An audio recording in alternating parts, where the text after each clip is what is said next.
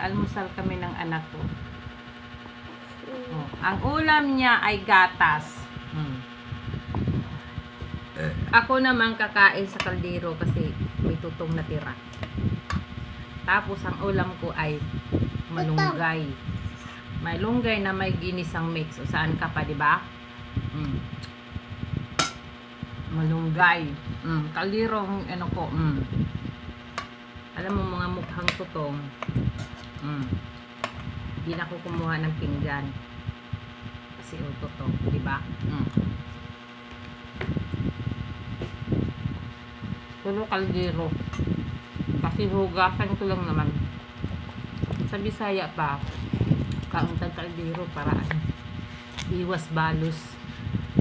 Totoo kaya lang. Iwas balos. Usog ba sa usog? Puro kaldero yung pinggan ko. Diba? Walang ulam. Tayong mga Bisaya, pag walang ulam, diskarte lang. Kung gusto mo ng sabaw, o yung gulay, sabuan mo. Lagyan mo ng pampalasa, di sabaw na. O diba?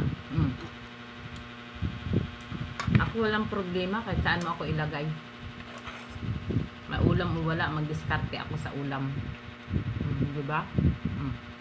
Tutulong kayo dyan. Kain lang. Hindi ako maarting tao na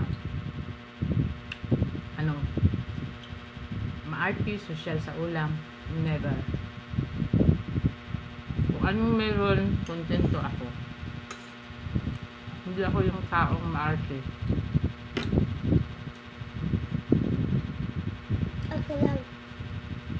Sabi ng anak ko, siya lang daw.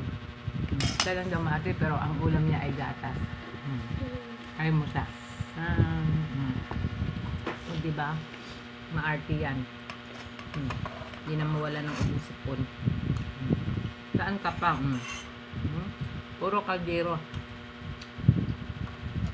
Sabi niya, pag kumain ng kaldero, huungon. Ay, naku, depende yan sa tao kung magpahuong ka.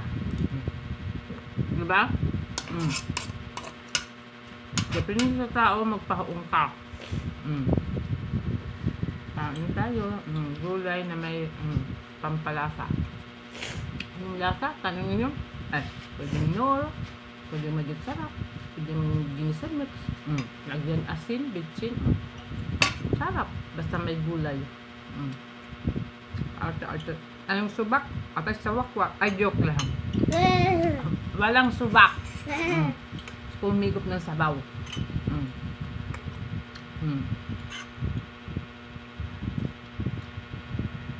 Tayo mag-inarte kasi pag maarte tayo, walang mangyari sa buhay natin. Kung anong mayroon, hala sige. Diba? Hindi ako yung maarteng tao. Ay, kisi din yan sa maarte. Ay nako. Maarte lang ako sa bahay na makalat.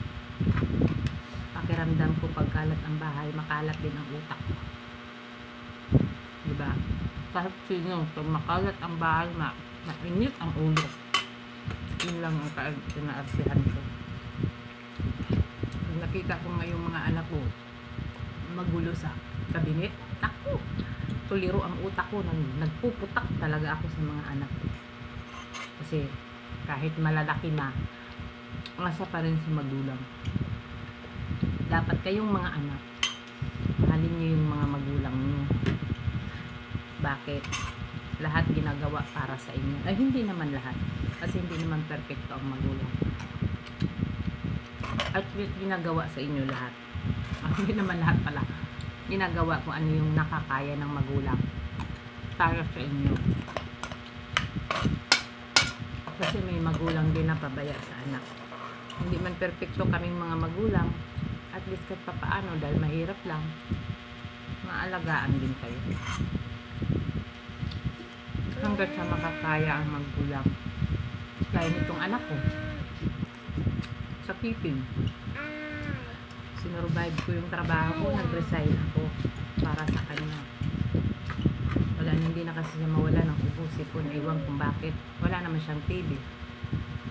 Kaya, Pero kami doktor, pero kami doktor.